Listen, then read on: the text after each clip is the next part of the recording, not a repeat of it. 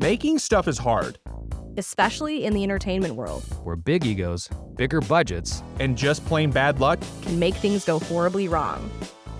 and we're going behind the scenes of these disastrous never-ending. And often dangerous productions. to find out why. It was a shit show.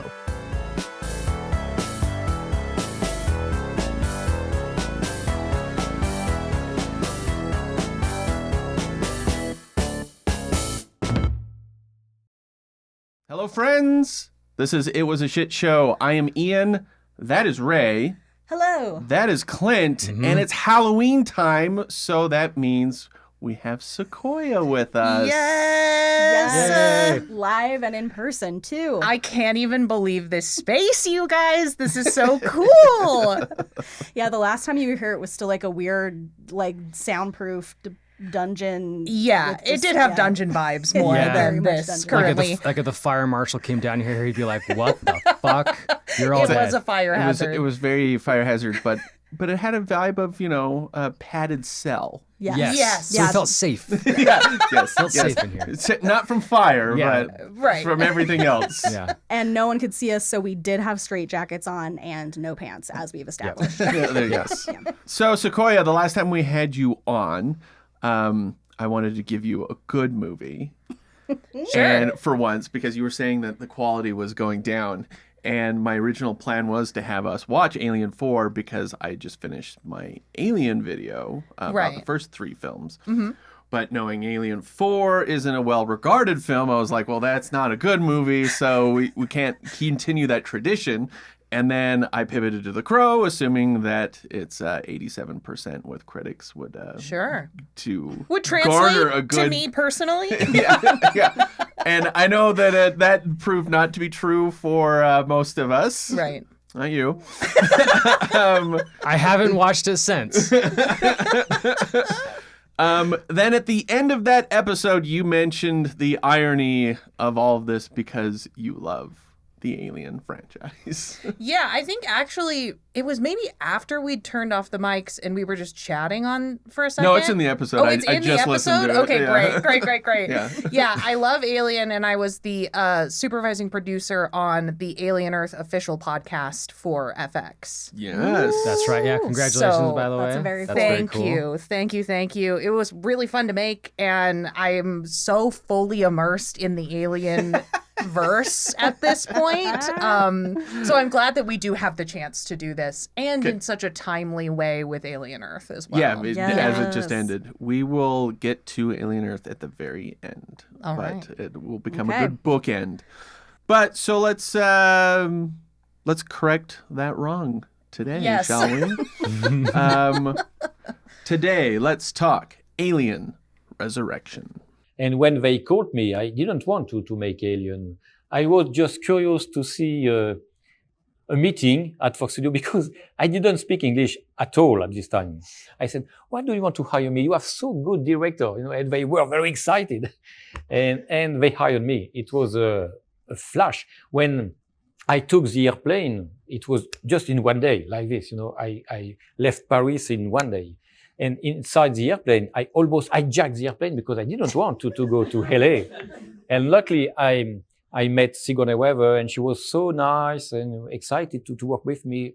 I felt good. And at the end, I decided to modify everything to get this film like my own film. Okay, Clint, Yeah. what you got? I got a shit ton of stuff. This is the For the Clint's closet. closet might be just the longest part. Yeah, it probably It's is. like longer than the research on the So movie. first of all, I don't get enough opportunities to wear my Mystery Science Theater 3000 jumpsuit, and I figured that they'll both take place in space. Yes. You know, I look like a space trucker, and that's Yeah. like the alien vibe. So I wore my Mystery Science Theater 3000 jumpsuit from Gizmonics Institute. So that's why I wore this. But it can get hot, so I might take that off. And that's another part of the Yes, that's right. episode. So I have Patreon only. I have a couple things here. First, I have my xenomorph action figure, but he's more like a display dude. Oh, yeah. I've had this thing since I've had this thing for like 20 years or something like that. But he still like is doing his thing. But Oh, yeah. So there's What that. is that? Dude, that's awesome. OG Yes, this I think is the original alien from Alien. Yeah, there you go. There you go. Take that. There you go. Take that. Yeah. I also have Tiny face hugger. Walk over here. a fake Lego minifigure xenomorph. Oh, So that's good. he's not a real Lego. but pretty he's cool, very though. cute. Yeah. Very cute. Oh, look at that. And I've got I 3D printed this little cute little chibi xenomorph. Look at that dude. That's Oh, actually very that's adorable. the best I thing I've 3D ever printed, seen. 3D printed that. Freaking cute. And then if you don't know, we're all big fans of Lego. No. Yeah. So I found someone did their own instructions for a face hugger off of the cute bunny set. So Lisa found me the cute bunny, and I made the face hugger out of Lego. Ooh. Oh my gosh. Oh, but he's so flimsy though. Lego face hugger made from the cute bunny part. Yay. Oh, that's awesome. Wow. Yeah, here, he's gentle. Be gentle. Oh. And then speaking of 3D printed, I brought this last time we talked about Alien, but now that we are video, I brought my face hugger. Oh, it's a little magnetized. I see. Yeah. Oh my God. Incredible. So I'll be recording like this the rest of the episode. That's I can't really hear good. shit. That's good for audio purposes Yeah, for twice sure. now Yes. you wanted to hide your face. which is not really like you at all. I know. Hey, okay, that's what the people came for. Yeah. You're like, the people came just for Clint's face. But yeah, I 3D printed this. It's glow in the dark, and I put magnets on it, and magnets are on the other side of the visor. So Nice. yeah, little magnet guy. Yeah, Love That's it. pretty cool. yeah. There we go. So in case anyone's been disappointed lately in the closet offerings Yeah. and how they have not been fitting the movies at all, You're we like- have this. You're like, Right. and this is a sword from County Monte Cristo. Yeah, Guy Clint's Pearce was closet- in that and listen. Prometheus. That's right. It's a little bit of a feast or famine situation Yeah. with Clint's closet. I have a tattoo on my hand, much like Guy Pearce did in Memento.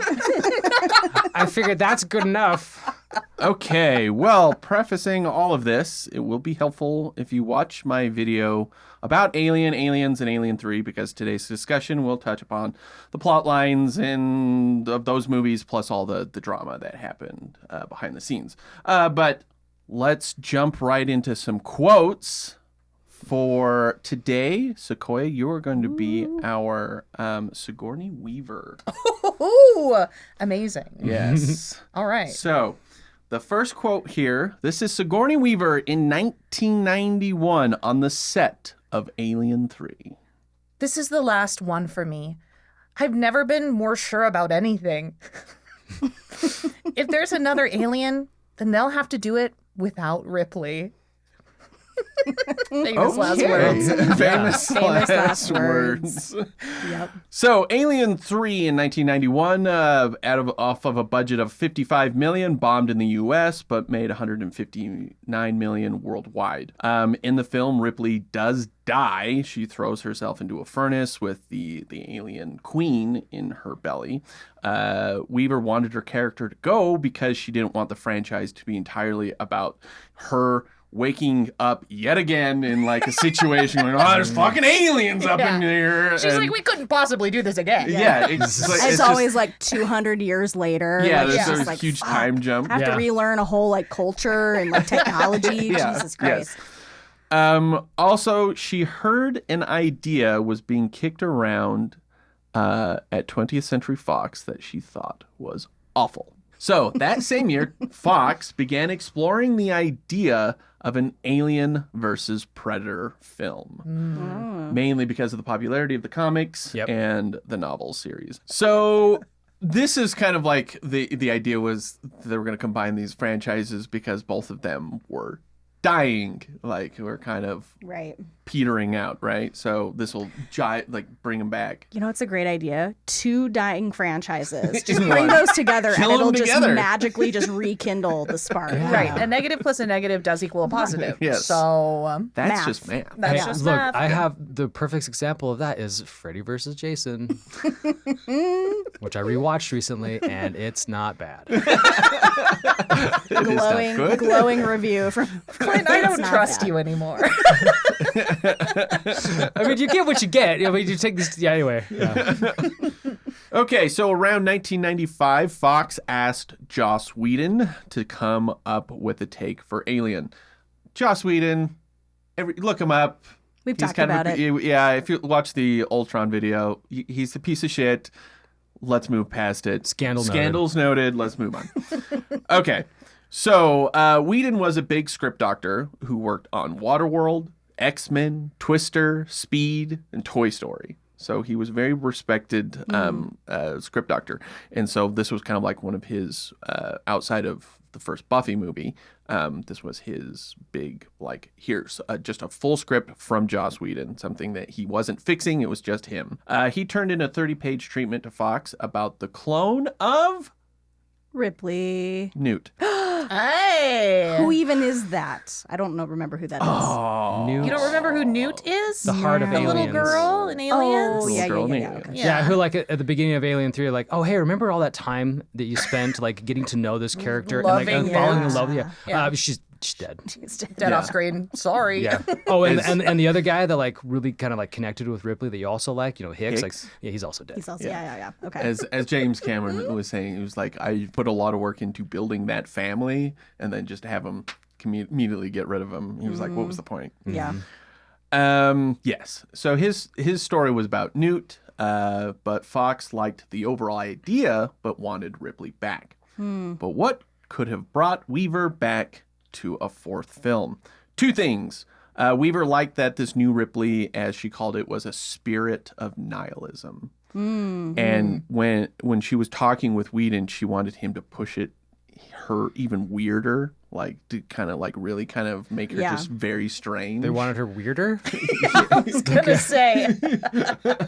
Good for her. Yeah, good for her. Also, how about $11 million? Yeah. Yeah. Look, I'd be in an Alien for $11 million. Yeah. Like, I could be the clone of Ripley Yeah. for 11 million. I'd be the clone of Ripley for like significantly less millions than that. Yeah. You know. Give me $1 million. Yeah. So big. Are we just going to keep big underbidding payday. it? I'll do it. I'll do Yeah. it. I'll do it for $5,000. It's Yeah. like reverse prices, right? $1,000 and one. I'll do it for free, and you can have this stuff. Yeah. Just give me props. I'll pay you. Yeah. I'll pay you to be the clone of Ripley. How about that? Yeah. Yeah. Okay. So Whedon's first script is basically the same. Like what he wrote is structurally, most of the dialogue is all the same. So it didn't change that much, except the last act. In his original version, the newborn, which we'll be talking about later, the lovely newborn. Good. I was there. hoping for. That's what I'm waiting for the most. Yeah. In his script, in the original script, it was like a giant white spider that had like, so it had that white look, but then you could see like pulsing red veins underneath it. And then it had those inner xenomorph mouths Okay. like that, but it had two of them. So they were like a pincer. Like way more like monster. Yeah, yeah. Yes. Yeah, Yes. okay. And then it gets Exactly. really uncomfortable when they start making out. Yeah. All three mouths and Ripley. Yeah. Well, she said she Got room wanted for to a get third. weird, you know. Yeah. Yes, that's true. Okay, so the Betty crashes on Earth. Then Ripley fights the monster with the grenade launcher. Then Call comes in on a forest harvester. It was like this flying machine with these huge spinning blades.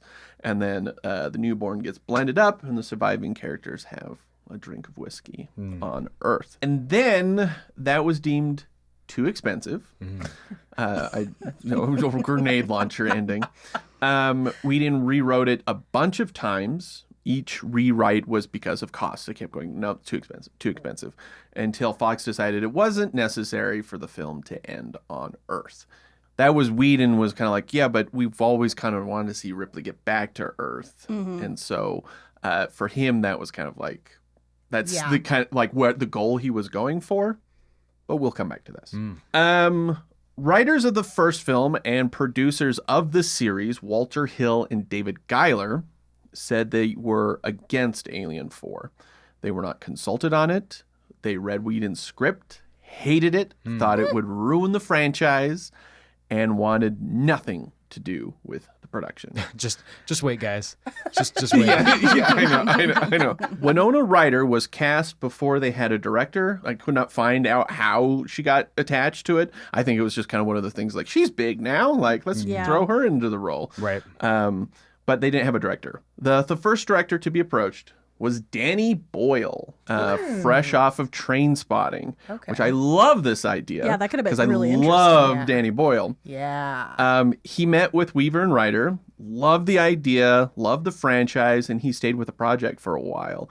But then ultimately, the CGI, working with CG scared him, and so he decided to back out. He should have been like the Mortal Kombat guy and just like read some books. Yeah, I know, right? Yeah, could have done I it. know. Danny Boyle, that he's easy. all real. He's not gonna fake it till he makes Yeah, it. He's yeah. all he's all in. Mad He's real. respect. Yeah. This is Danny Boyle about that decision. I just suddenly had a rare moment of clarity, thinking, you're not the right guy for this. I went off to make A Life Less Ordinary instead. That was 20th century folks as well. I didn't do Alien, and I went and made this flop for them instead. But it's water under the bridge. So yeah, with that we missed out on a Danny Boyle Alien movie, missed out on a Danny Boyle Bond movie. Kind of sucks, but still love him. Then they went to Peter Jackson, fresh off of The Frighteners. God damn, all of these movies would have been great. I know, right? Yeah. He passed saying, "I just can't get excited about doing an Alien film." So it's kind of interesting for a man who was so into horror. I don't know. Maybe he just like really hated Alien 3. Yeah, he's just like, fuck that. No way. Then they went to Bryan Singer. Ew. Yes. Next. And he said no. And next. Yeah. Speaking of pieces of shit. Yeah. Okay. Then Jean-Pierre Jeunet.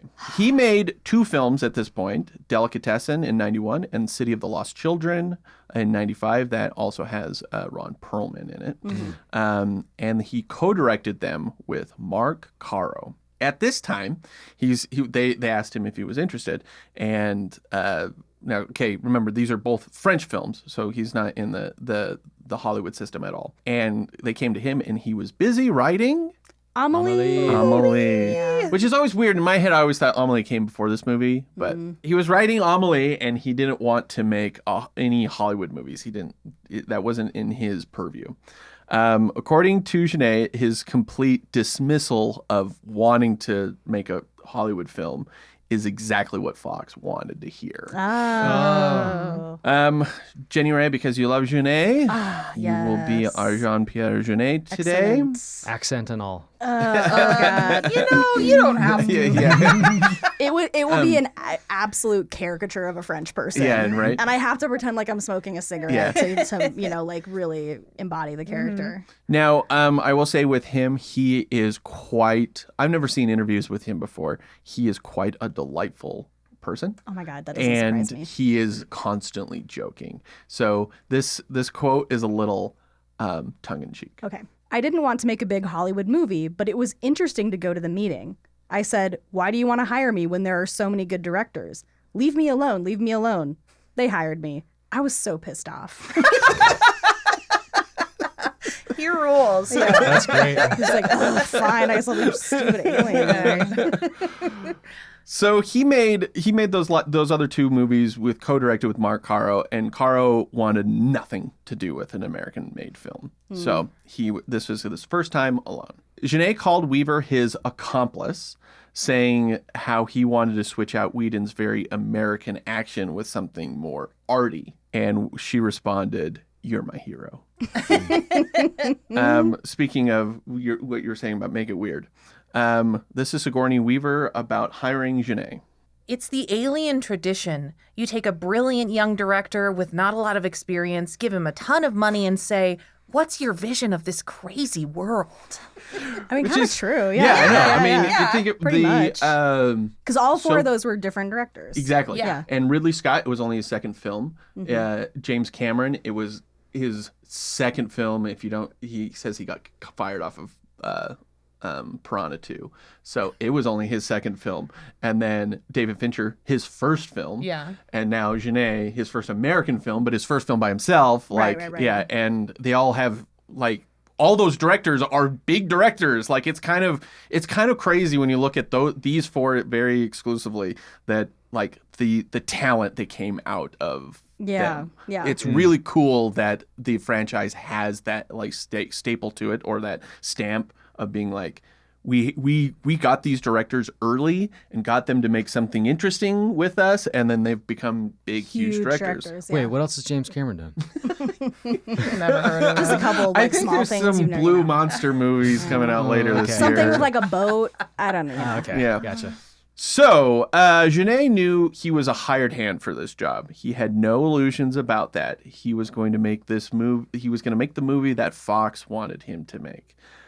This mindset is the exact opposite of what Alien 3 director David Fincher thought. Yeah. Like, he was pushing back on everything, and it was like, you hired me, I'm going to make my movie. Yeah. And that's why it took so fucking long, and that's why they never finished it, and they had to go back and do a bunch of reshoots, and it was a whole shit show. It was a whole shit show. So when Genet arrived in LA for pre-production, Fincher called him Oh God. Cool. saying how much nightmare it was to make 3 and that he should leave now and go back to Paris. Wow. You know, God, mind your own fucking business, David Fincher. Yeah. Jesus Christ. I mean, again, watch my video about it. Like, a lot of, like, the problems with Alien 3 was 50% Fox being just fucking idiots and Fincher just being a stubborn son of a bitch. Yeah. Yeah. Like, and the lesson he took from the movie was, I need to be more stubborn. Yeah. And it's just like... To get what I want, to Exactly. realize my vision. Yeah, and versus just compromise. Yeah.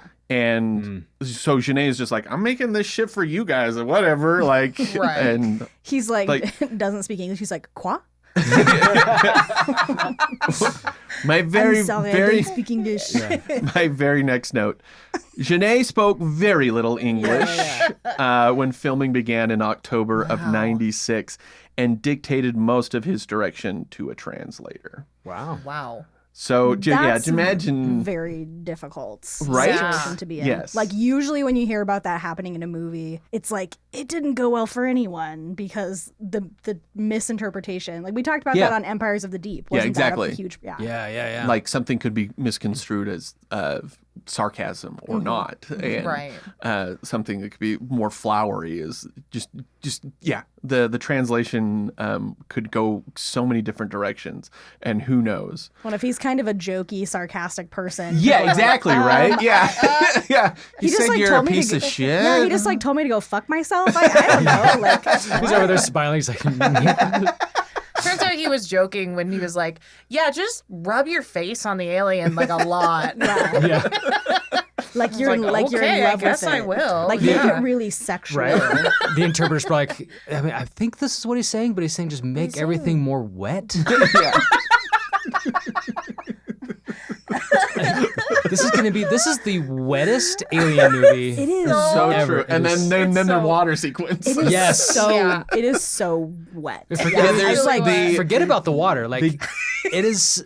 The It's, there's so much dripping. Yeah, they said that they like the amount of slime they went through was like with the Yes. other movies combined. yeah. Jeez. It's like that whole thing with like the Barbie movie where they said that they ran out of shortage of like Pink pink paint. It's like paint. we ran out of slime. Yeah. Universally, No there's more not slime anywhere. Yeah. They're Yeah. like calling, they're trying to get like borax on the phone, like, hey, we need more slime ingredients. I mean, maybe this is just like an alien thing, but I feel like, I mean, even in Alien Earth, like everything is, there's always something dripping. Yeah. There's always something dripping. It's Yeah. just like It's like a motif. an Yeah. alien space motif. Like everything's got to drip. Yeah. But also like all of Alien is like really sexual and kind of Yeah. wet and Yeah. sexual. Those are real terrible words, but like that's always the ones that came into my mind, wet and sexual. I mean, no, now that you think about it, like, yeah, Alien is, those are horny movies. No, I mean, They are- the whole design of the Yeah, look at xenomorph that is dude. meant to look like a penis. Yeah. Yeah. Like Yeah. that's Quite exactly literally a dickhead. yeah. Yeah. So Don't it's Google that artist. Geiger. I know. Geiger, yeah. don't. Oh, yeah. Just Yeah. don't. Yeah, crazy. Talk about weird. That dude is weird. Okay, so Genet and English, he likes to joke that he didn't really understand the story until he watched the film on DVD with French subtitles on. I know he's saying it as a joke, but it's maybe a little real. I was gonna say, I'm like, it's probably a little bit true.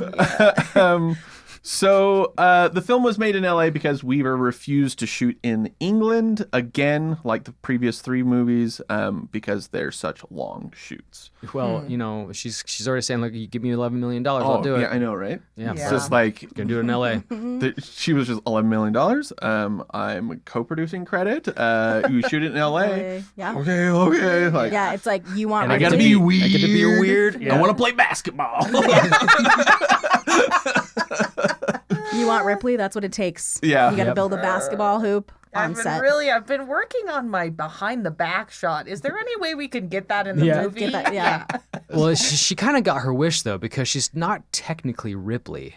Yes. Yeah. Yes. Yeah. So, yeah, she's like, This Ripley's dead. weird She's not thing. coming back. Shh, okay.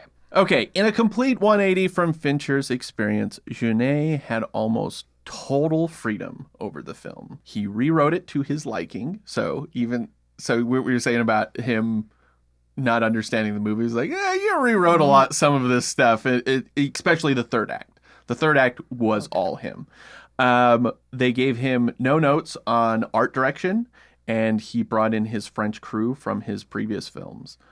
This includes VFX supervisor Pitoff. Like Cher. He infamously directed Catwoman, and I remember we was talked about him. was a guy that they were trying to get to make Empires of the Deep. Yes. Oh, I was like, I recognize that name. But yeah, Yeah. okay. Jeune's biggest issue was staying under budget. He found it very amusing that you have to save money but deliver quality.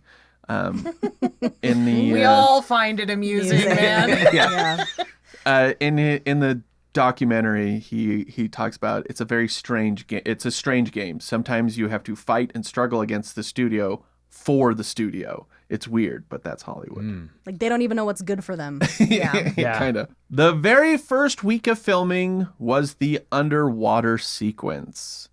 Now, would you be surprised to learn that the entire scene underwater was filmed on wires with CGI water and hair? I would be shocked because it looked pretty fucking good. It looked really good. Yeah, Yeah. because I was about to make the joke. It's like, yeah, they got in there and they got wet and they just never dried. They never dried. They never That's dried. why the movie's so wet. Yeah. Yes. No, they got this very complicated rig where they had all these wires and they had to digitally make a ceiling and all this kind of stuff. So like a lot of that whole sequence is CGI. I'm totally fucking with you guys. Okay. Oh my God, I was like, I wow, was- so good. And I was like, I was gonna say, how did that save money? Yeah. I was trying to remember what it looked like because I remember when we were watching it, talking to you and being like, how fucking long did they have to hold their breaths? Because it like was insane how long they were in that water. Yeah, no. Whenever I see scenes like that in any movie, where like Yeah, Try to hold your breath. I was like, I'm gonna see if I can do it. I'm like, Yeah. I'm like, no, I'm No. dead. I'm fucking Yeah. dead. Yeah. I would have been dead immediately. Yeah, they put that in that water tank they put Kate Winslet in, that Yeah. James Cameron's putting Kate Winslet Yeah. in. And Sigourney Weaver later on. Sigourney Weaver, yeah. No, so it's about a 3-minute sequence. Yeah. But no, this is 96. They didn't CGI all that shit. actually I wanted water. to see how many people were like in the comments going, "What the fuck?" So okay, let's talk about the water portion because this is the biggest shit show of this whole movie. Because they couldn't find a pool big enough for the underwater portion, it was decided to build one on the Fox lot so that could be used for future films. So they had to dig out all the cement and build this whole thing. Just like The Abyss, the problem with filming underwater amplifies everything by like a factor of 10. You think about the lighting, from making sure everyone is lit correctly to not electrocuting everybody. Yeah. So this is the age before LEDs, right? So just think of that. And then also you have a bunch of people underwater unable to speak. So how do you communicate? So it just starts going. Now you have a translator. Yeah. In between all of that.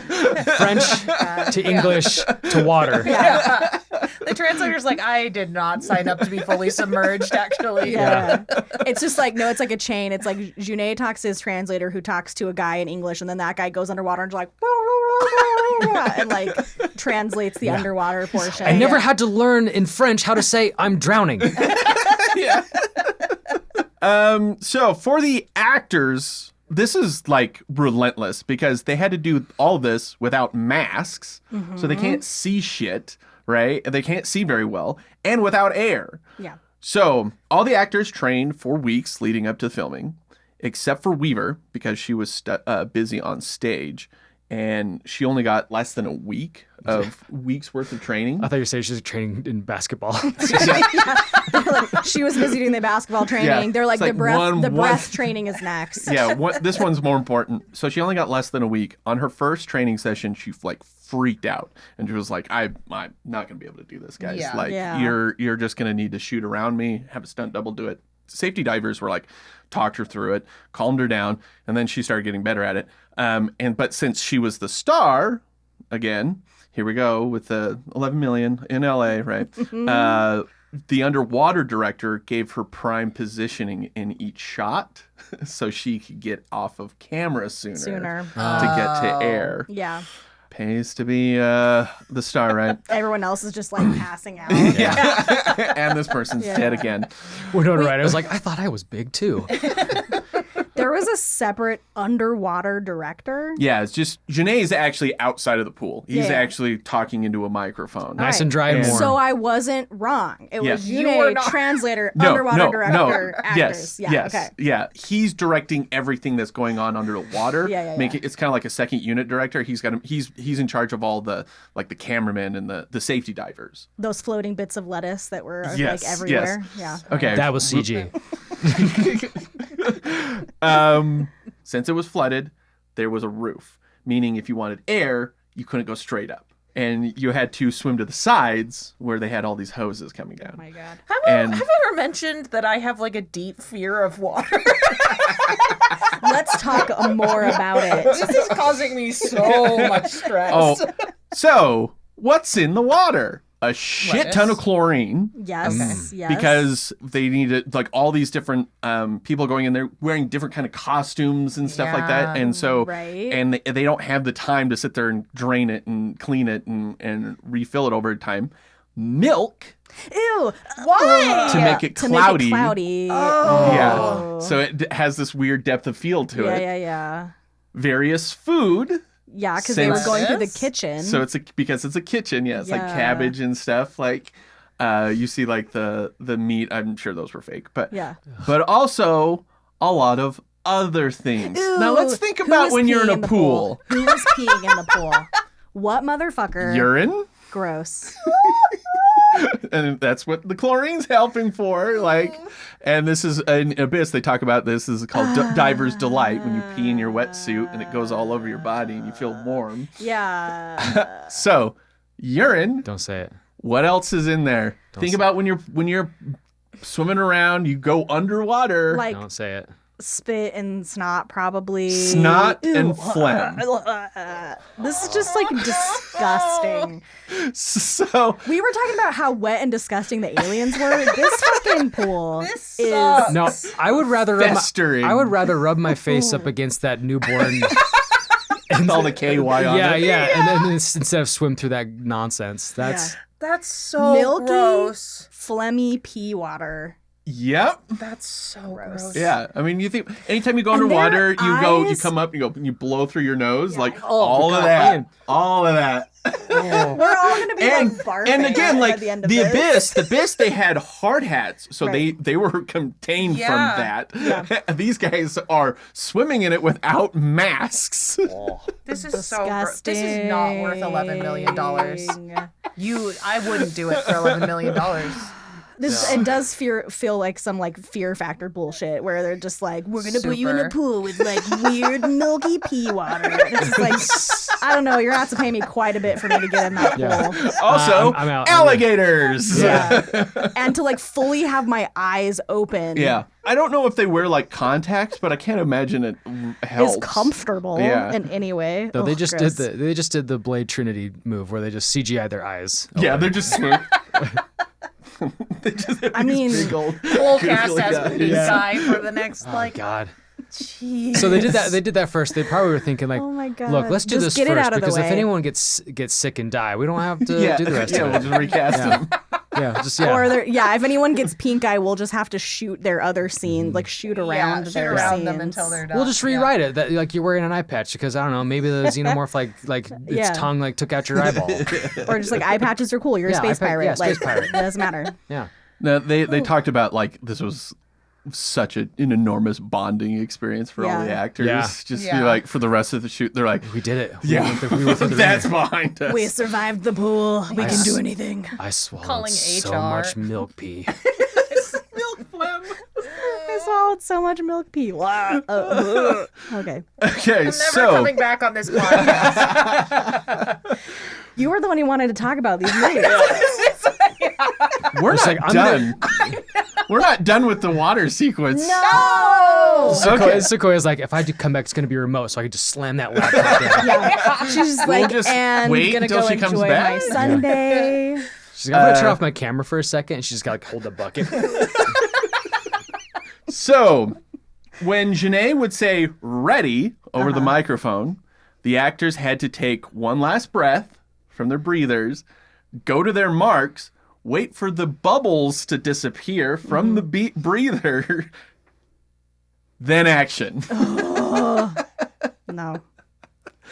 So, when cut was called, each actor had a safety diver that like swam to them and like gave them like the breathers. The air, yeah. And there's just tons of footage of them just sitting there going, like, they're just like because they can't see. You can't shit. see, yeah. Okay. When Winona Ryder was 12, she drowned No. and had to be resuscitated. Oh, that's so triggering. She had for her. not been underwater since. She had an anxiety attack on the first day of training, but she got through it. Nice. And then she asked, like, okay, just be very sensitive to this whole situation, but can you use a stunt double as much as possible? Yeah. Right? Problem with that, she has short hair. Why is that a problem? Because it hides. Hair hides. Hair can go in front of your face. Oh, I see. And so, like, especially Sigourney's, who are all over the place, right? You could hide that easily with a stunt person. Yeah. But so most of that is actually her. Wow. She called it the worst experience of my life, hands down. Yeah. I mean, it's the worst experience of my life, and I didn't experience it. So Yeah. it's like third-hand worst experience. Yeah. That's awful. Yeah, I know. All the guys are standing around going, "Oh my God, there's pee and phlegm in there." I died in the water once. She would have had to have like known that the scene was in the script. I know, Hope so? right? Yeah. So maybe it was kind of Maybe like she this. was like, okay, I think I'll be okay. But then like actually being there was like, oh no, this. Yeah, I'm for sure. definitely well, did not you say okay. she got hired on like firsthand before like? Yeah, but that would have been when the script was already written. Oh, okay. Yeah. So she would have known that was coming. And one wonder of if the it was one of the- actors, J.E. Freeman, the scientist guy that goes with them, he was talking about it. He said, he's like, that's real courage. Because if you just do something, you're not afraid of it. Yeah. That's not courage. Like, that took courage beyond belief for her to do pull that. off. All that said, while Ryder thought it was hard, she felt way worse for Dominic Pignon and Gary Durden as they were strapped They were together. strapped together. Yeah. Yeah. Oh my Yeah. god. So even though she was like, I'm having a panic attack, I'm going to die, she was still felt bad for the other guy. well, yeah, because like Yeah. you at least have like control over your own body. Yeah, exactly. Yeah. So Pignon felt his part was easy. Yeah. He's just like, I don't have to do much. When they started the process, they assumed Durden would be able to swim for both of them. Nope. Just immediately sank. Sank. Yeah. Yeah. And And that's then probably why you see him like crawling. and crawling he came on up the with, ground. he came up with that on the set. He was like, Yeah. well, I guess I'm gonna have to do this. Yeah. So that was actually out of necessity. They thought it could be done in 1 week. They shot for 4. That? Just that? Just that 3-minute sequence. Jesus Christ. Can we skip to Is It Worth It? No. Anyway, podcast over. Goodbye. I don't want to be the guy who measures the pH levels on that. Just like, Yeah. Yeah, don't tell anybody. And, like, but did they drain it at least Like, at the end of each overnight or week or whatever? something? I would assume they would probably have to Have do to. that. Yeah. Milk? Sorry. Milk in the water yeah, they drain it. for 4 weeks. They're like, don't worry, there's also chlorine in there. It's fine. Well, I can imagine like the people in charge of like cleaning it and like, okay, they drain it, they fill it back up again, like they do all the chlorine stuff. Okay, milk, guys, come on. Milk it The up. milk in here. just gallons. Yeah. Oh my god. Don't forget the pee. It's the leftover craft services milk. Just like dump it in there. gross. Yeah. I my hate milk, which is ironic because I'm the son of a dairy farmer. But like just No, maybe that's exactly why. probably but like just like the idea of just like, oh, you're swimming in milk. Milky. Like, Yeah. No, that'd be disgusting. I mean, So again, gross. all the stuff that's in there. I mean, like, yeah, they had to have drained it at some point between because that have would be to. a biohazard. Yeah, sure. someone in the documentary, they never say it. They never say they do. Someone said they never drain it. But that couldn't possibly been true. Can't Like be true. after like a week, they'd be like, "Oh God, We like, all- this thing Look, is we didn't growing." know. we just wanted it cloudy, right? We didn't want it to be green. Yeah. And like with the, like, algae. Yeah. Yeah. There's like just a film of algae on Yeah. top. One of those Better floating drain pieces that. of cheese wasn't there at the beginning. They try and have to bust out of that film alien stuff. That was all. That was real. That was real. They didn't plan that. Yeah. That's the milk and the that was the chlorine. effect. Like, and oh, hey, it's this is just perfect. We don't have to do congealing. this. This is all here. Great. Let's use it. Let's use it. Yeah, it's like that wasn't in the script. They just got out. But like now we have this like layer of goo. Very serendipitous. Happy accident for them. So they filmed for 4 weeks, but like how many hours a day were they in the pool? Do you know? I mean, no, they didn't say, but regular filming yeah, I would know, be like would films, be 12 to 12-hour 14 12-hour hours. days usually, Yeah. but Once they like started getting And pruny, six they days took a 'em out. week. Yeah. like honestly, even if you were to say like they were in the water for 3 hours, I'd be like, that's too much. It's just too Right. much. That's too much. Tom Woodruff Jr. is a special effects supervisor. He did all the xenomorph creatures. Him and his team did the xenomorph creatures in Aliens, Alien 3, and this. He made the alien suits, and he was actually the main actor in them. He also has won an Academy Award for Death Becomes Her, Oh my god, I love that movie. which he was up against himself for Alien 3. Nice. That's That rules. that's cool. He was also Goro. Oh no, go row. He's got 4 arms. Okay, we'll never not do that. What the fuck? It's a whole thing. Watch Whole Food thing. Fight, Watch Food and, Fight and Mortal Kombat. at the time of recording our Mortal Kombat episode, episode. it should be out by now. Yeah. Wow. Okay. So this is the guy that just sits there inside of a really hot, sweaty, Latex. wet, Yeah, wet. wet Yep. suits. He was the alien during the underwater scene.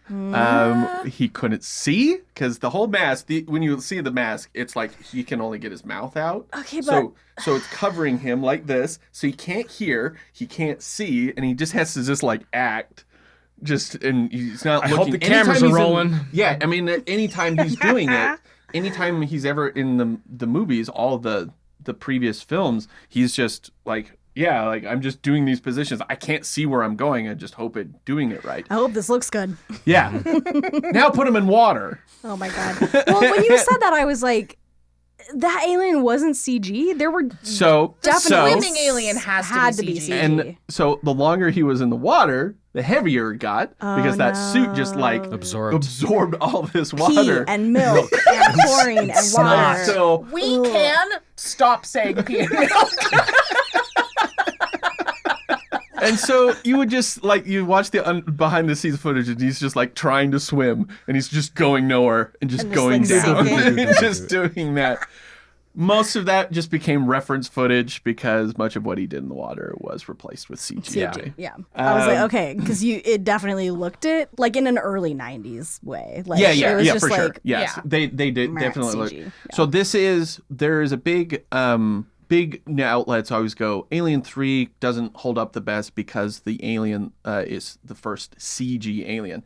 That is not true at all. There's only one shot in Alien 3 where he is CG, and it's when after the molten lava gets poured on him, or the water pours on him, and his head starts cracking before he explodes.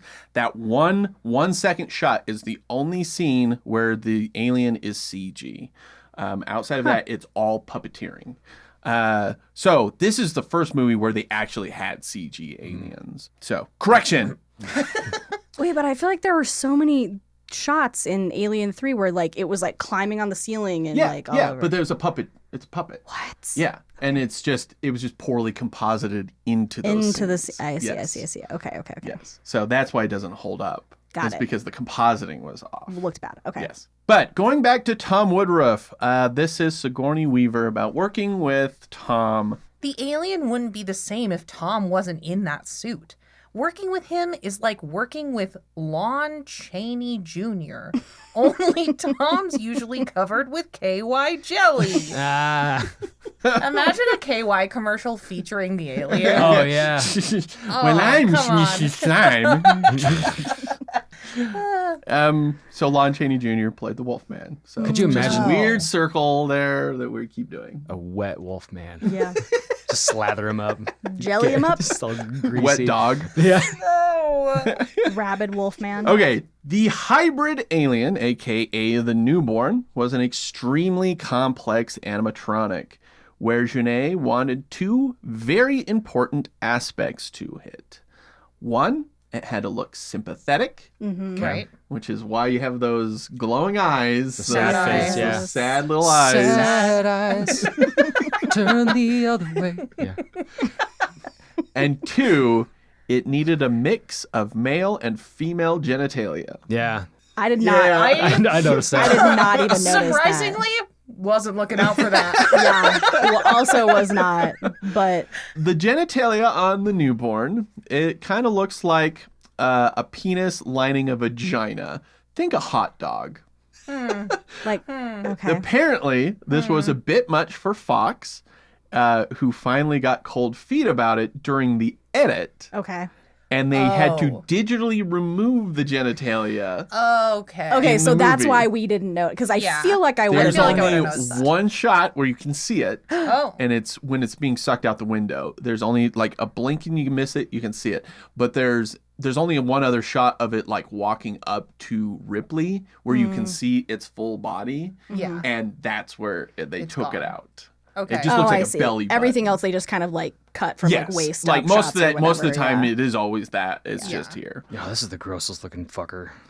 Sorry, I'm just looking at it. You There you go. Right there. don't. Ooh, I want to see. Okay, so they digitally removed that. Yep. Smart move. Now how do you feel about the water and after making this Yeah. image? I mean, the water I mean, is he still never got more in. disgusting. It never got in. Yeah. Genet agreed he went too far, saying even for a Frenchman, it was too much.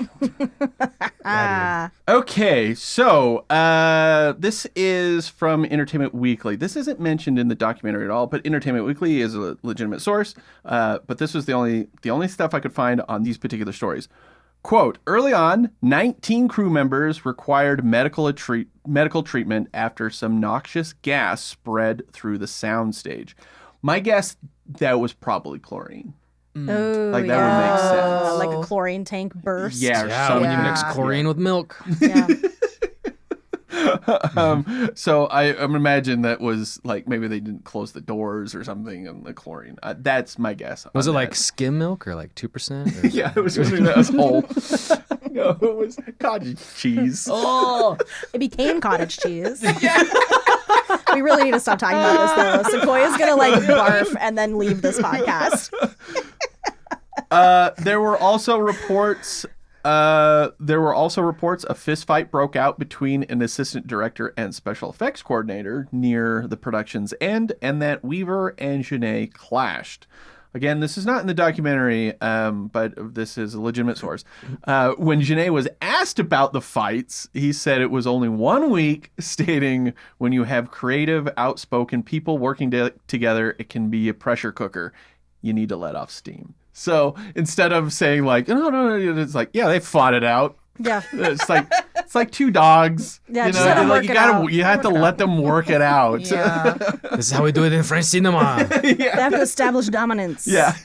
So the studio wanted to cut the scene of the general pulling out a piece of his own brain before he died. No, but that was cool as hell. Yeah, I love that part. But it had a huge laugh during a test screening, so they kept it in. Nice. Yeah. Yeah. So filming came to an end, and Genet said the film, for me, it was an amazing adventure. He had a blast making I this like film. that. Lovely. I mean, because he never had to get in the water. Yeah. Fox was fully on board for a 5th film set on Earth, and it would be written by Joss Whedon. Okay, so the other shit show part of this is after the movie comes out, so hold your breath. But we're gonna Like have you're some underwater. Yeah, Like you're underwater.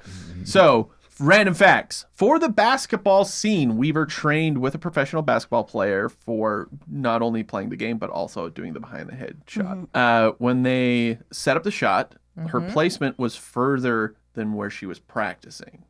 Okay. And so she was like, oh, well, I might not be able to make it. So the crew discussed doing every trick in the book that could to fake it, from like having people hanging out in the rafters, you throw up to the one person, Dropping then the other person basketballs. just drops the basket, right? Yeah. And to just using a CGI ball. And they eventually just had a mechanical device that would just shoot it and just make it every time. But Weaver wanted to do it for real. In one take, no cuts. Crew's like, fuck! Let's go back underwater. All prepared for a day of 200 takes, Yeah. right? Yeah, absolutely. She got it on the first try. Yeah. Shut your fucking That's mouth! like the one thing I know about this movie. That's incredible. Above everything Dude. else is that she sunk that first try and then was like, What a fucking professional. God damn. yeah. The problem was, as soon as she hit it, Ron Perlman completely broke character. No. Turning around, grinning like crazy. Yeah. So if you watch the scene, as soon as it hits the net, it cuts. Yeah. Because he goes...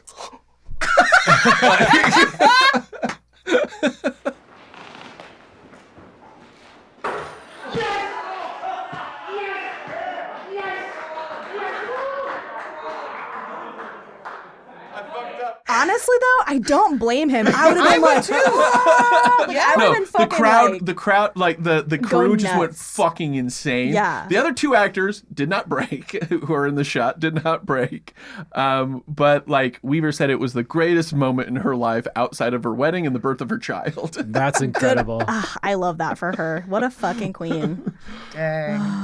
Then Pitoff suggested they use CGI to keep the ball in frame. So, because it does go out of frame and Sure. then go back in. It's better out of frame. Well, he was like, let's use CGI to put it in the frame so it makes it look like you actually did it. Oh, I see, and then I see, she was I like, see. don't touch it. Yeah. Don't you dare take funny. this away from me. Right. And so if you watch the documentary, there's a part where Ron Perlman just turns to the camera. For all the people who think this is just, movies are just tricks, she actually did this. And like all the other stars were like, yeah, I was there. It actually happened. Dude, having Ron Perlman as your hype man, like, fucking incredible. That's cool. Yeah. That would be so good. Another random fact is in the making of the documentary, Winona Ryder, being a big movie collector, said she stole lots of things from the set. Does anybody, Wait. Does anybody Being a understand the big- irony on this? Wait, Yes. Winona Ryder admits to Oh, love you stealing. mean a klepto? Yeah. She's like, Since- I am a big movie collector and also a big kleptomaniac. That's funny. Well, don't Yes, tell anybody. for those not around at the time, in 2001, she was depressed and extremely high, and she stole $5,500 worth of designer clothing. She was sentenced to 3 years of probation, 480 hours of community service, and $10,000 worth of fines. So I just think it's so funny Yeah. because that happened in 2001. The documentary came out in 2003, and it's just like, this is awkward. Why'd you say that? Yeah. I mean, I don't shoplift often. I mean, don't admit it on this podcast. Yeah. But I get it though. Like if you're an actor, you love this movie, that you love, movie Oh, I would have props. taken so much shit. I know, I would have taken A yeah. lot of stuff. Yeah, They're for not, sure. No one's gonna notice. I know. Yeah. I've got a bottle of milk water. No, don't take that. Leave that that's- far behind. Kids, do not open that. Yeah, don't. Wait, but did she like itemize the things that she took? She's like, I took a whole I like brought alien them with egg. me. I got a tube of KY jelly. This part paneling on this wall. Yeah. Just come onto the set the next day. What the fuck? Where's the? The full xenomorph head. Winona. Yeah, it's just like I brought this from home. She walks out to her car.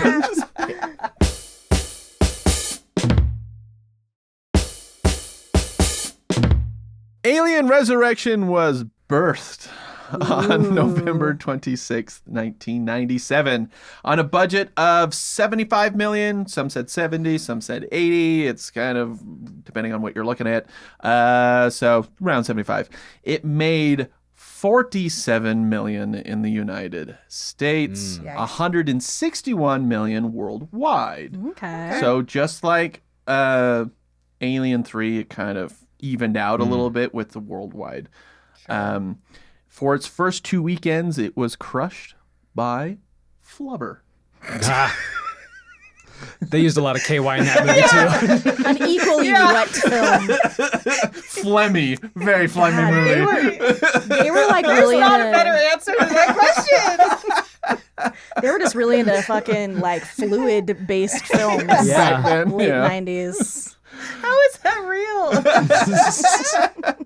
But then on its third weekend, it was completely the audience went over to Scream 2.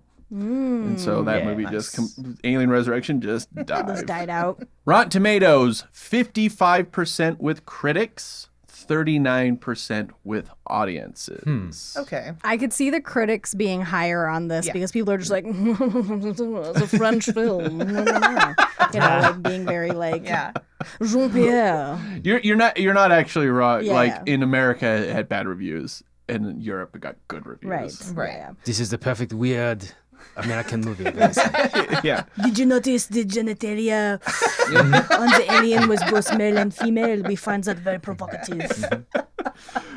We love KY jelly here. We'll get to this. But as a comparison, the Alien and Aliens both made around $880 million. Both have scores around 94%. And then Alien 3 has a Rotten Tomato score of 44%. So if you're going by Rotten Tomatoes, it is, for critics, 3 is worse. Yes, and if you're going by But my by audiences, it's the opposite. no, if you're going It's by the- my scale, 3 is also worse. Yeah, Equally bad. By and large, you do see, like, when you see rankings of the movies, I was looking up a bunch of them with Alien Earth coming out. Like, a bunch of people did those kinds of, and when Romulus came out, they were ranking all the movies. And whether or not you include Alien versus Predator, those two movies, Resurrection was always lower than 3. No. Yeah. False. I have more fun watching Resurrection than 3. Yeah. In 2003, Fox released the Alien Quadrilogy. I remember that was a big thing when that came out. It was like quadrilogy. Quadrilogy, yeah. Yeah. Which is like nobody's ever used that term before and nobody's used it since. I have that. I should have brought it. Oh my fucking hell. You're just Clint. slacking. Stop the podcast. Stop the podcast. We gotta. I thought it was doing so well with like making up for all the katana nonsense, and I'm like, I gotta bring all my alien stuff. Like, I've got more alien things. Yeah, quadrilogy's a little sweaty, I'll say that. Yeah. It's a little sweaty. So that DVD box set is where each of the then 4 films got director's cuts. I talk about this all in the video. But for Resurrection, Genet said that the theatrical cut was his director's cut. Like, that was what he wanted. This is what actually he prefers.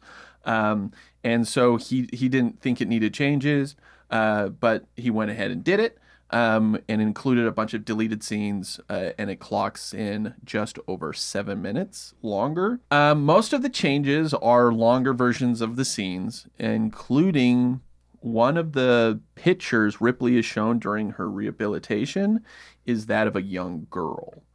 She smiles before almost crying. So this is Newt. Tying back to Newt. Yeah. Also, her own daughter, Yeah. Right. which was deleted in Aliens. So also during their conversation in the chapel, when Call asks if Ripley understands trying to save people, Ripley says she remembers trying to save a little girl with bad dreams, but then she died and she can't even remember her name. Oh. So sad. this is the exact same thing that happened on Aliens, where they deleted all the stuff about Ripley's daughter, which Yeah. explains her motivation to saving Newt. Right. Right, Yeah. which is the whole point of her character. And so they did it again in this, and I don't understand why, because it's just two very small, quick moments, and it makes her character way more interesting. Yeah. And it ties to the original character. Right. Yeah. So I And don't it know also why. kind of actually makes sense a little bit then why she feels a little bit conflicted when the newborn is dying, because Yeah. it's just Yeah. like, because like, yeah, this is like a horrifying monster, but it's also technically like an infant. Yeah, and but- like the but it's sympathetic technically her eyes. grand It's her grandchild. Yeah. Yeah. yeah. And so and she feels them. yeah, and that part was actually like, oh damn, like when that was dying and like just her acting, I was like, I mean, even the monster's acting is really good in Yeah. that scene. Like, you feel bad for it. the eyes are so freaky. Yeah, but then you see its skin rip off its skull. You're like, that's fucking metal. Dope. That's rad. You're just like, oh, dope. Yeah. Yeah! Woo! There's also a lot more of objectifying Call, which is a very Whedon thing. We now know where Whedon went in life, where he has very strong, empowering female characters, but then you rewatch his stuff and there's a lot of very rapey stuff in Like there. objectification. Yeah. So Yeah, like yeah. there's the scene where the general and the captain guy are talking and he's like, she's severely fuckable, right? Like that scene goes on longer. Ugh. Yeah. Well, no. And also the guy in the wheelchair has a thing for her. I was so happy that he didn't though. Yeah, I know. Yeah, because it just seemed like they were buddies, Yeah. right? And they had each other's back. But if you Yeah. watch the longer version, he hits on her. Okay, well, I'm glad they cut that out because I too. just liked that they were like, yeah, we're just friends. Like, Yeah, exactly. Yeah. Yeah. Like it was like a platonic, like we just care about each other because we're both kind of in this like shitty, weird situation and trying to make the best of it. Yeah. Yeah. And it also made sense because she's a machine and he's like a machinist, right? Because Right. like his whole Yeah, thing was that's like, kind of interesting. Yeah. Yeah. Okay. Over the years, Whedon has been very vocal about how much he hates Alien Resurrection. Oh. rude. Yeah, because he became really big after Buffy, and then he was doing Firefly and stuff. Like he became the geek god at the time, right? Yeah. And so he was just felt free to just talk shit on all his past projects. And he talks about, like, at that time he was talking about how none of the stuff he tried to put into Waterworld ever worked. The only two movies that they ever took his ideas were Speed and Toy Story. Like he was just unloading all these stories, everything that he was dealing with. An airing of grievances, if you Exactly. will. Yeah. But he really likes trashing Alien Resurrection. Well, see, now I hate that I hate that I know that he was involved in Speed, because Speed is like the perfect movie. and that's mostly him too. Fuck. Okay. No, it's mostly Keanu. That's what it is. Goddamn Keanu. Absolutely. The best. Okay, so Clint, you will be our Joss Whedon God damn today. I'm sorry. And this is him talking about why do you think it went wrong, Mr. Whedon? It was mostly a matter of doing everything wrong. They said the lines, mostly, but they said them all wrong. And they cast it wrong, and they designed it wrong, and they scored it wrong. They did everything wrong that they could possibly do. There's actually a fascinating lesson in filmmaking, because it wasn't so much that they changed the script as that they just executed it in such a ghastly fashion as to render it almost unwatchable. Damn. Tell us how you really think. Jesus. So this was in 2005, and then this was a different interview in 2005. This is him talking about the third act that he did not write. That he didn't write. Okay. I just gave them dialogue and stuff, but I don't remember writing a withered, granny-looking pumpkin head kind of thing that makes out with Ripley. Pretty sure that stage direction never existed in any of my drafts. Yeah. It's like he's not wrong. Yeah. I mean, like, I hate to agree with Joss Whedon, Yeah. but, like, yeah. It's fucking weird. It's weird, man. Yeah. Yeah, it's weird. I know he wrote like some crazy monster, and then Janae's like, but what if it would like look like a person? Yeah, and yeah. you felt bad for it. Yeah. What if I give it sad eyes? Yeah, sad Just eyes. make it really fucking French, you know? Yeah. So I just now want to see a clip of the newborn being sucked out that hole, but with the Sad Eyes song playing over it. Sad Eyes. We can make that happen. Yeah.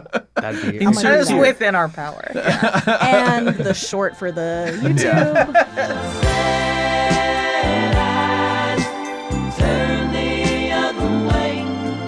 So in 2013, he said Alien Resurrection was, I thought, the lowest I could ever feel. When asked about an example just of fucking get over it now, dude. Yeah. Like, when asked about an example of how they failed his script, he said there were 1,000, but that casting is storytelling. He explains that the two scientist characters were meant to be mysterious, that you would not see the twist coming, you would not know where their arcs would go. But by casting Brad Dourif and J.E. Freeman, Janae immediately gives the game away. Brad Dourif is like, yeah, as soon as he's always plays creeps and Yeah, you're weirdos, like, oh, he's right? a creepy bad guy. Yeah, exactly. Yeah. And he seems kind of legitimately interested in her, but then when he goes, can I keep her? And you're like, oh, fuck, it's him. It's him. And you're like, oh, no. And then that twist was going to come pretty early anyway. But for the other guy, if they gave it to somebody you would never have expected, when he shoots Call, it would have actually been a twist. Yeah. Because when it happens, you're just kind of like, You're like, yeah, of course. Yeah. Yeah. So there's validity to what he's saying. Yeah. I feel like, where's my phone? I wrote down a piece of dialogue from the beginning of this movie. Yes. And I feel like any man who wrote, You hang with us for a while, you'll find out I am not the man with whom to fuck. Ron Perlman was a great cast and absolutely delivered that line to the best of his ability, a terrible line. Yeah. It's Which doesn't line up with his character throughout the No. whole I know. movie because No, he no. seems Not so even. like That's why barbarian. I mean, he literally starts acting like a monkey. Yeah. yeah. That's why it's so funny that it's written that way, because I immediately picked up on like, oh, that's grammatically correct, but nobody talks like No that. one says that. Yeah, never in the history of And human especially not that guy. speech. Especially Yeah, not that exactly. guy. Yeah. Yeah. And because the rest of it, he's just kind of a dumb grunt. Yeah. Throughout. And it's like, why that particular Yeah. line, he was like, seemed And intelligent. he did his very best with it. Yeah. He's just like, and I am not the man with whom to fuck. No, listen, I'm not the guy you fuck with. That's how you. That's the line. Right? That's it. It's also like incredibly weird that he didn't pick up on that and just be like, I'm just gonna say this like a normal person would say it. Yeah. You know? Yeah, Like right. he's like, Well, he was still hanging on to his Beauty and the Beast days. Yeah. So what you were saying is like, get over it. This is Whedon in that same interview Oh, in okay. 2013. You don't ever get over it. When you're making a movie, you're making something that is going to last forever, especially now with the internet. So there's always going to be a shitty alien movie out there, a shitty alien movie with my name on it. Oh, come on. It's Again- not the only shit. I know. Again, a lot of people think it is the worst alien movie. And those people are wrong. Again, people it are is wrong. Whedon. We have to. Scandals Yeah. noted. He's Yeah. got a point. yes. But also, like, guess what, Joss Whedon? That's not the only shitty thing you're gonna be known for forever on the internet. So Guess what? You You're topped going to out. overshadow that. yeah, get Don't ready. worry about it. Don't put all your shitty chicken eggs in the same house before they hatch, bro. Yeah. Don't count Alien hat. don't count your shit chickens before Before they they hatch. hatch. Oh my god. Put that on a sticker. All right. Merch. Shit chickens. In 2022, for the 25th anniversary, Janae did a retrospective interview about the film. When asked about Whedon's public thrashing of the film, lamenting all the changes, Janae replied, "Too bad." I love this guy. Get him. Amelie was already in my top 5 movies, and it's shooting up. Yeah. Incredible movie. This is Jean-Pierre Jeunet on Joss Whedon. I know Joss Whedon said some bad things about me. I don't care. I know if Joss Whedon had made the film himself, it probably would have been a big success. He's very good at making films for American geeks. Something for morons. God, fucking... With the bangers, this guy. Yeah. That's amazing. French people, man. I mean, now I'm feeling the same thing as Sequoia. Like I've already loved Amelie, and Yeah. I'm like, yeah, this is the It's best. the greatest film ever made. Yeah. Made by one of the greatest The greatest directors of all directors. time. This is Janae on The Newborn. It's like King Kong. I think it's kind of sexy and weird. They almost make love. It was very disturbing to American people. You know how they're Puritan. Yeah. Like, and we're all just like, ooh, it was so weird and disturbing. I mean, I agree. Yeah. Yeah. I was, you guys, I tried to watch this film while I was eating breakfast this morning. You're like, no, That I was a bad can't. decision. Yeah. It's All that milk. It's so- so wet and it's so, So wet. It is so Oh wet. man. But, it's funny because, like, a lot of people talk about that moment that it seems like The Newborn and Ripley are, like, making love. I've always just interpreted it as a puppy going, like, my mama, and just wanting to be Yeah. cuddled. Yeah. That's And for but- sure what it is. Like rubbing, Yeah. because they just like Yeah. rub their faces together, Yeah. which is just like a very. Which animals do. yeah, And yeah. they're. this That's is what I like have to animal tell thing. myself every time I watch exactly, it. exactly. You're like, But then, because it's so. but then he says, he's like, they almost make love. Like, so he's thinking it. He's so thinking it was it. like, oh, well, I guess my version was better in my head. Yeah. Criminy, criminy. Just that quote though. It's like King Kong. It's kind of sexy And and weird. Yeah. Like, We- King we're- Kong is what? It's like we're watching the different King Kong movies, bro. You've never seen the French, French King Kong. King Kong. You've never seen the French version of King Kong. We don't hide his penis. When he's climbing up the Eiffel Tower, it's scraping against the windows. Oh boy. Okay, finally, this is Janae upon rewatching the film. I was a little bit concerned to watch my film. Maybe I won't like it. No, it was great. I have a lot of shots that I love. For the people who don't like it, I can say, fuck you. This is how I want to live my life. Yeah. I wanted to be Godfrey Ho.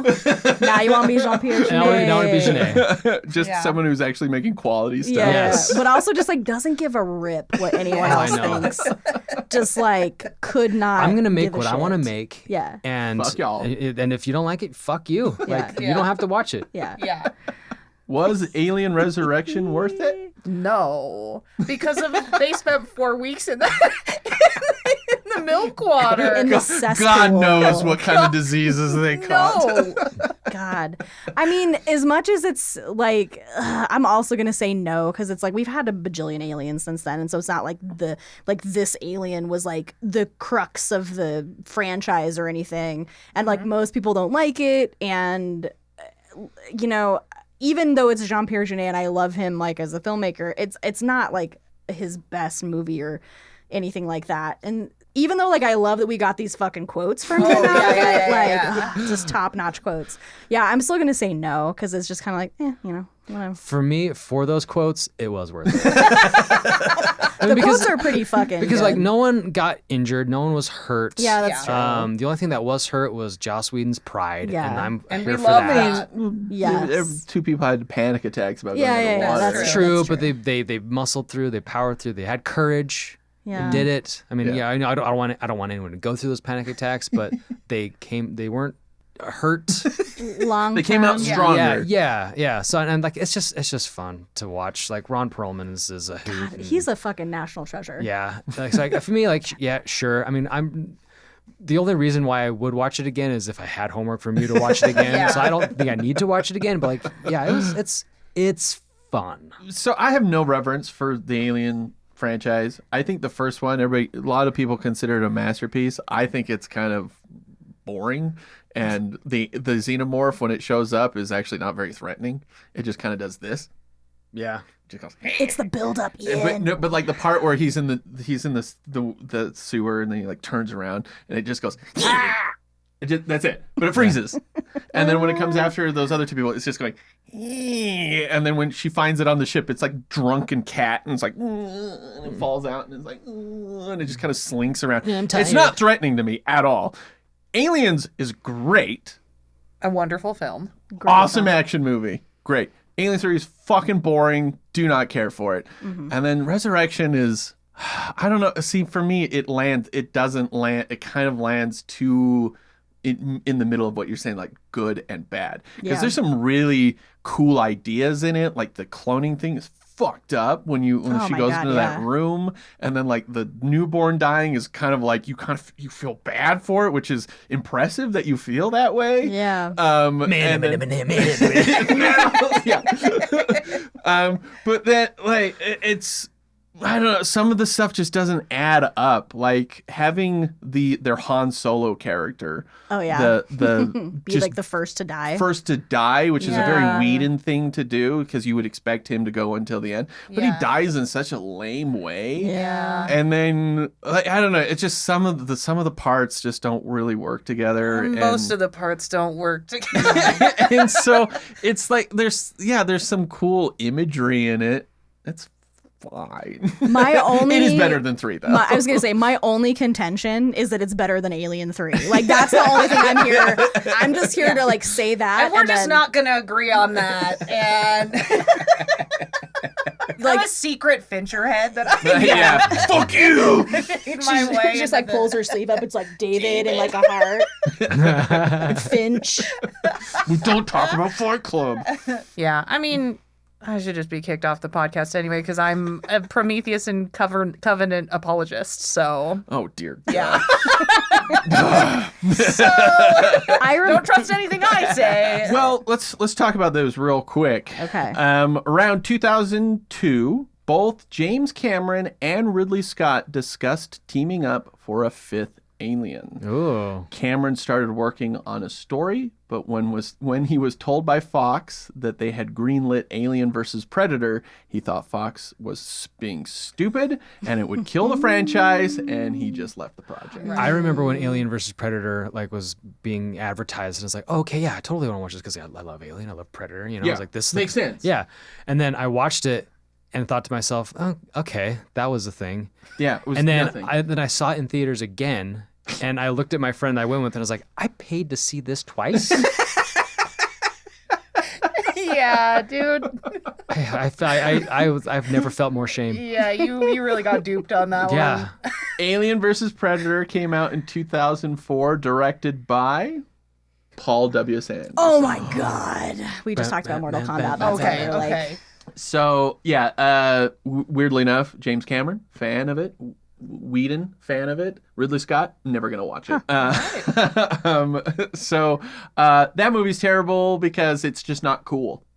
Like, you were leading up to a fight between the Alien versus Predator, and the fight is like 2 minutes long. It's not that cool. And then, like, nothing Yeah. else happens. Yeah. It's lame. how dare you be bad at the one thing you were supposed to Yeah, do? it's exactly. It's like when the first Transformers movie came out, and it was like, how hard is it to make a movie with robots Giant fighting? fighting robots. Yeah. And we're spending so much time with these fucking humans. In 2007, was the much maligned sequel, Alien vs. Predator Requiem. And then in 2012, after years of talk about making a prequel going into the origin of the xenomorphs, Ridley Scott made Prometheus, which proved to not actually be true either, because he was just talking about, here's how the space jockey ended up in the first Alien. Nope, that never happened. No. I hate Prometheus, so we're fighting now. That movie is... I just came here to fight with everyone. Yeah.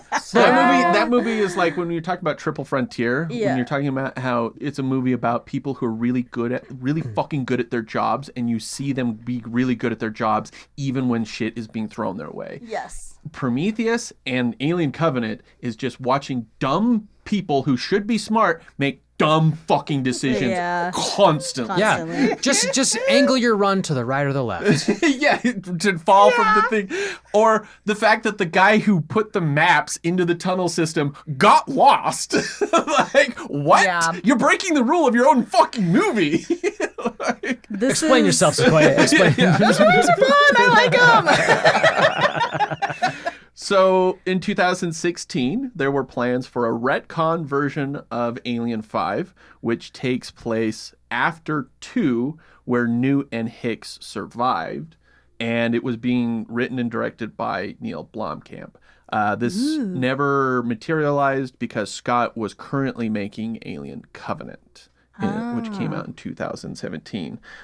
Covenant is boring. It's fun and I like it. I don't even remember anything about it. Looks fucking awesome. It looks incredible. The yeah. cinematography in that movie is incredible. so cool. So pretty. But I haven't seen Covenant. Oh really? I don't even have I seen it? Prometheus, I don't think so. Prometheus made me so sad. That I Maybe I And need to it's a watch direct sequel to Prometheus. Yes, and I that's a didn't- yeah, problem. yeah. And so because that movie was not about. We'll get into this and when we talk about Alien Earth. We didn't actually talk about Alien Romulus, which is kind of a remake of Resurrection. It's Yeah. about a bunch of people Yeah. who shouldn't be on this ship, Ship. and then as it has a ticking clock before it crashes, Yep. and And then a There's weird a hybrid, weird hybrid at the thing. end, human hybrid thing, And it's really good. Yeah, that I is like my it. third Fine. favorite Alien film. I liked it. I liked it a Yeah. lot. I think that one's really good. so I my still like the Sad Eyes Newborn more than the other. Oh yeah, I don't like that one. My problem with Romulus is it became too much about fucking fan service. It became where David was such a really cool, interesting character when he goes, "Get away from her, you bitch." I was like, what are we even doing here at this point? Why do we have to be servicing this past when we could just making our own stuff? Just make that a cool line that David said. It makes no sense why he says it. It's just so like I just kind of got really sick of the fan service.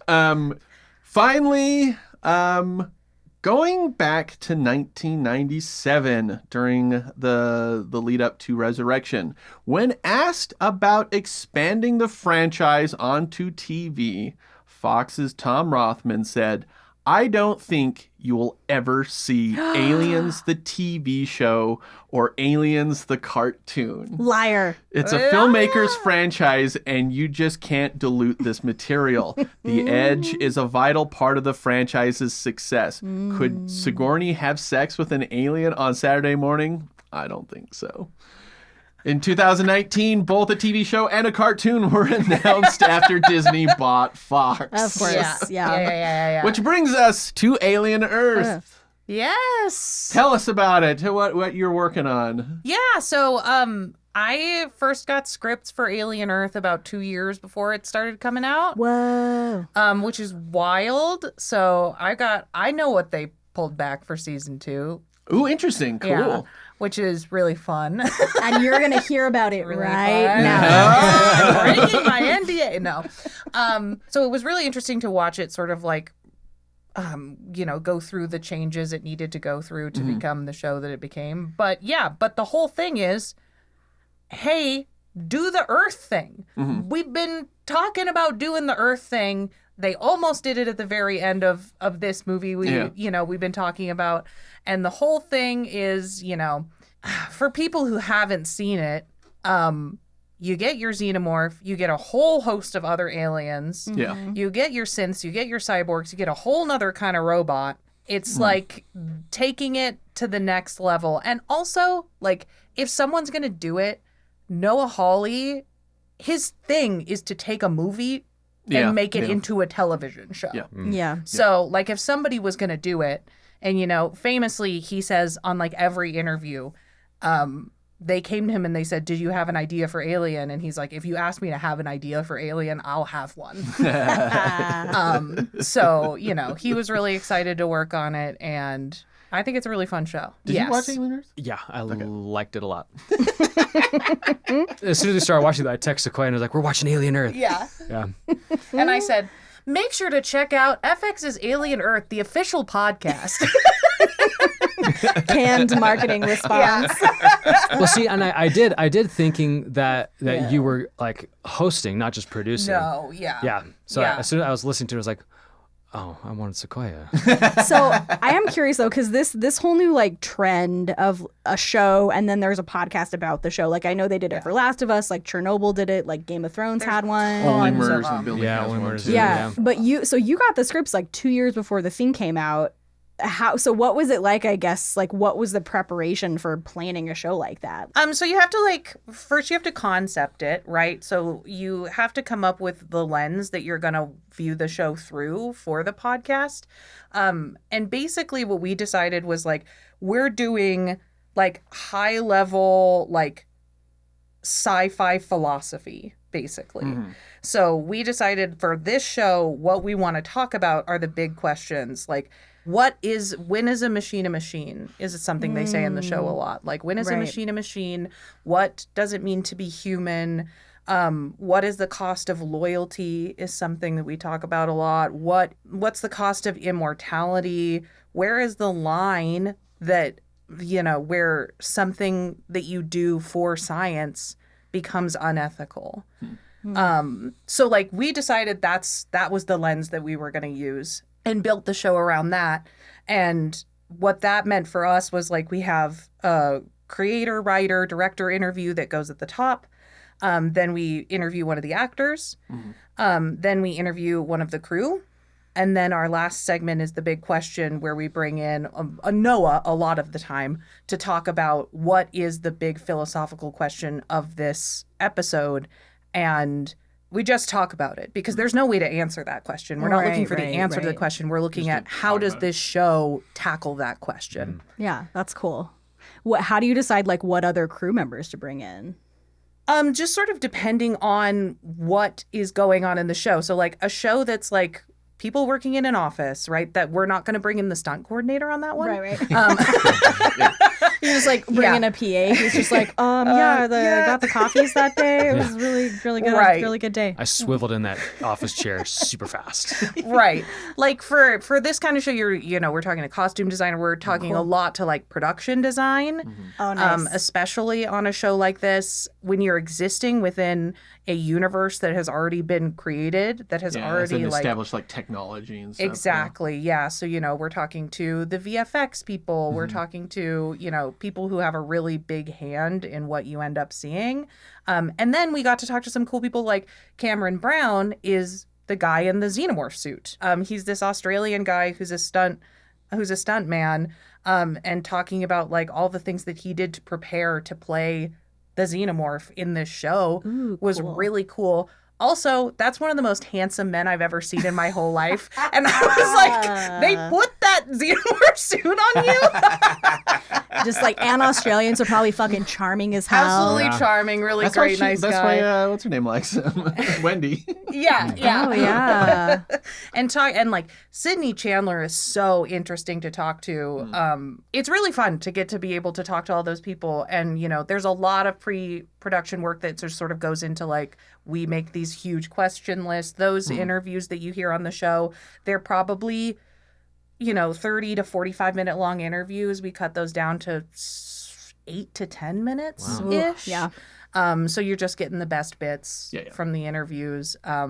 Nice. So cool. That is so cool. Well, I mean, like I said, I have no reverence for Alien, so. And I do. and I say, keep making alien stuff. Yes. I love it. I'm somewhere in between where like I will enjoy an Alien, and I've been enjoying Alien Earth, but I'm also not like a huge Alien mega fan. But I do like I do like a nice spooky show. Yeah, Watching that little eye alien has been the best part of Alien So Earth. good. Seeing what it's gonna do. Yeah. See, like I like when I like something enough that I have multiple things in my collection about it. Like if there's like a movie that's bad or a movie that's good, I'm like, yeah, okay, I can say I'm a fan of Alien, even though I can be like, yeah, Resurrection's fun. 3 sucks. Yeah. That's kind of where I'm at with like movies, there's some whatever movies. Right. Yeah. I'm a fan of the overall concept Yeah. of the Alien Yes, and that's the franchise. problem. Yeah. Is like what's up here, what they could be doing with it is so much more interesting than what actually has been being done with it. Or just What don't has have been. it to be aliens. Be something else. Like let's get new stuff. Stir the pot up. Get that milk that and milk, urine yeah. and phlegm and snot and mix it up and come up with something Oh, new. God. Well, should All right, we do anything we've got a couple follow-ups, so Yeah, let's just do some quick ones. So, first follow-up, big shout out to Weaver of Passion for the animated sequence in my Jaws video. It turned out great. People are loving it.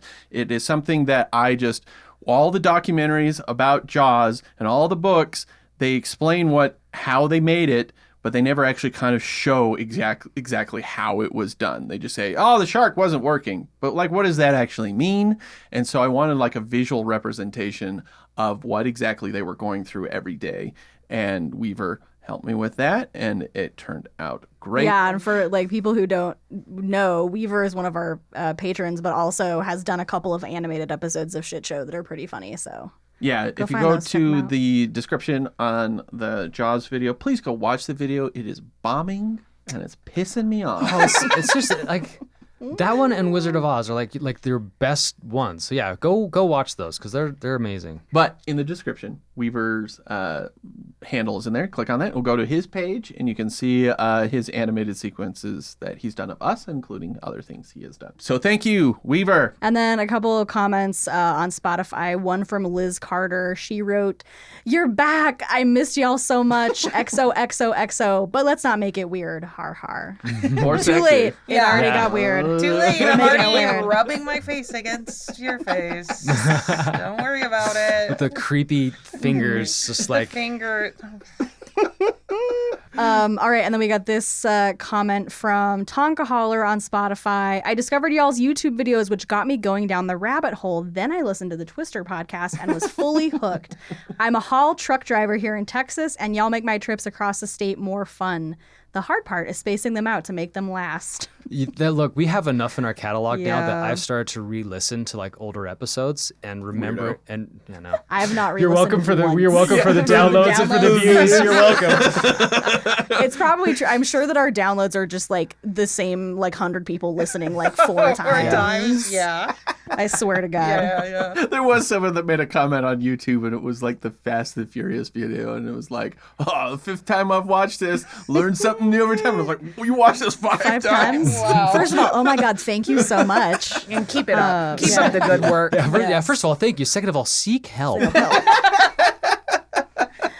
But I'm glad that we could be there for those long haul truck sessions. Yeah, so for sure. thank you, Tonka Holler. All right. I wanted to call out this review highlight on Apple Podcasts from Australia because we can only see the ones from the US because the way that Apple Podcasts does their reviews is very stupid, and you can only see the ones in the region that you're in.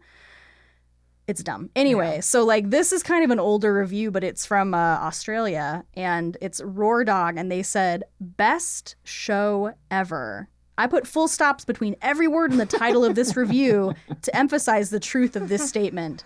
I produce podcasts for a living, Hey. but this show is the one I listen to. Oh, very So, sweet. Very, very nice. Thank you, Thank Roar you. Dog. And we have one meddling executive that we need to tell some flattering lies about this time around. All right.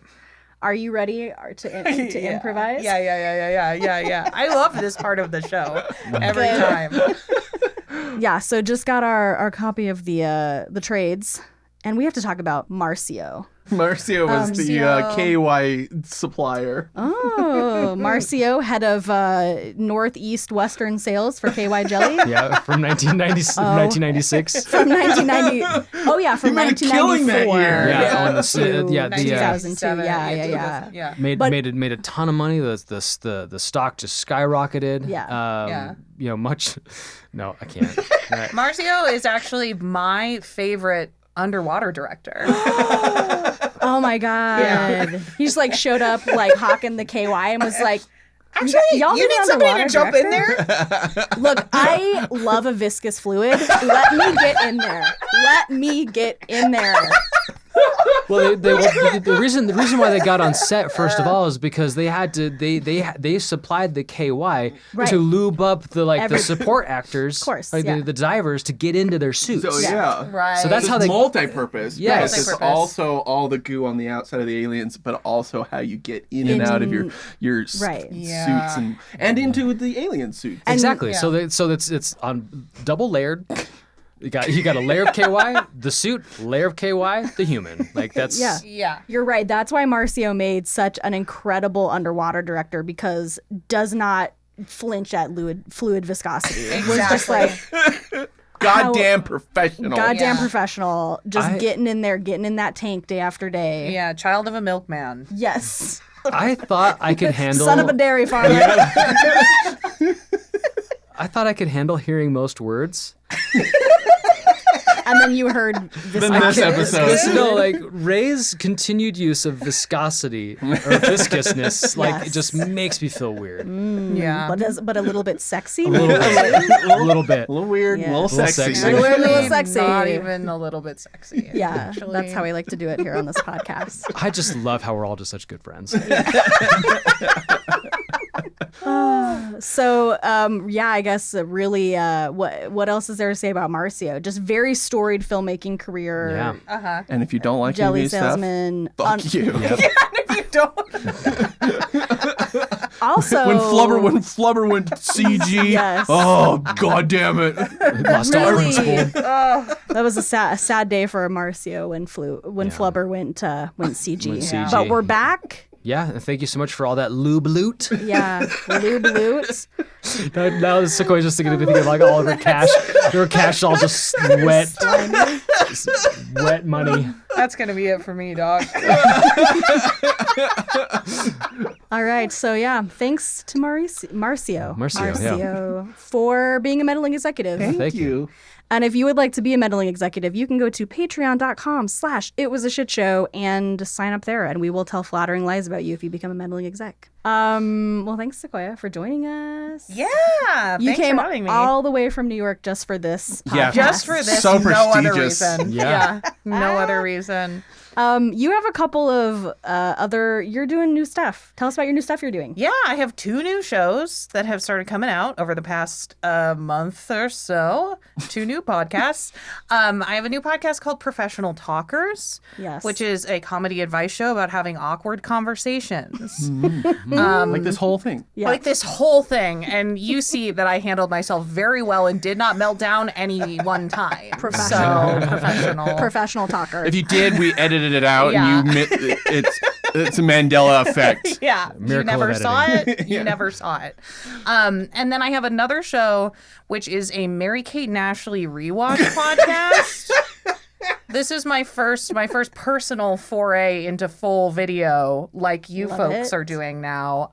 So yeah, we are wearing matching overalls in every episode. Awesome. That's amazing. And So yeah, We're sponsored by Oshkosh. yes, we should be. No, We they're totally sponsored should by be. Mary Kate and Ashley's actual like fashion line. Right. Yeah. Overalls No, lines. we're the new Gap ad. That is called "You Pot It, Dude." God, that's fucking genius. Incredible. Oh, the Full House, like, got it. Yeah, All right, as in I was you like, got what? it, dude, but pot it's it, dude. you pot it, dude. That's amazing. Sequoia, you gotta cut it out. That's amazing. So yeah, Professional Talkers and You Pot It, Dude. Go check those out, please. Wait, okay, so is there a TV show? Or is it just they did a shit ton of movies? We're doing all their feature-length films. So Okay. the first episode, we did the pilot episode of Full House, just to be like Okay. baseline. Okay. Here's Mary-Kate and Ashley. This is their first thing. Yeah. Then now we're going through all their feature-length films. There are 14 of them. Jesus. And it does take us 2 episodes to get through each one of them because they are a rich text. They are a rich text. And that's why we always say on the podcast, respect the girls, respect their legacy. Perfect. And respect our legacy too, I guess. I don't know. I don't give a This shit. podcast, actually, I don't respect any of Ian's opinions. That's fair. I'm usually the only one odd man out. All right, let's end this. Let's end this. Thanks, I'm everybody. sure there's an edit out of there somewhere. Bye. Thank you so much for listening. It Was a Shit Show is researched and produced by me, Ian Jench. Sound editing and mix by Ray Reynolds. Our theme music is by Ryan K. Hudson.